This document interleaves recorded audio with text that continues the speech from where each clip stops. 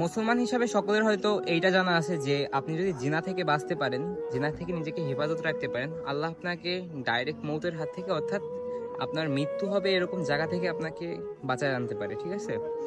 তাহলে যে আল্লাহ হচ্ছে আপনাকে জিনা থেকে শুধু বাচ্চা মানে নিজেকে হেফাজত করার জন্য এত কিছু, এত বড় একটা ফজিলত দান করতে পারেন, সে আল্লাহ আপনি যদি জিনা থেকে বাঁচার জন্য যদি বিয়ে করেন, তাহলে আপনাকে অফুরন্ত রিজিক দান করতে পারেন না? চিন্তার বিষয় না? কিন্তু তারপরেও প্রতিষ্ঠিত হয়ে তারপর বিয়ে করবো, প্রতিষ্ঠিত হইতে হইতে 40, 45, 35-এর নিচে তো কেউ বিয়েই করতে পারে না, ঠিক আছে?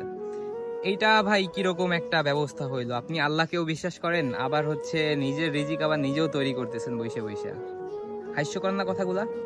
আসলেই হাস্যকর, ঠিক আছে? এখন কথা হচ্ছে ভাই একটাই, যে সবাই হচ্ছে নিজের থেকে নরম হন, হ্যাঁ? যে রিজিক যে দেয় সে নিশ্চয়ই দিবে সময় মতন, আপনার শুধু নিজে থেকে কাজ কইরা যাবেন, এই আর কি। কিন্তু জিনা থেকে বাঁচার জন্য যদি আপনার বিয়ে করা লাগে, তো আপনি বিয়ে করে ফেলান। রিজিকের চিন্তা আল্লাহর, আল্লাহ কইরা দিবে সময় মতন। হালালের সাথে থাকলে আল্লাহ অফুরন্ত রিজিক দিবে ইনশাআল্লাহ।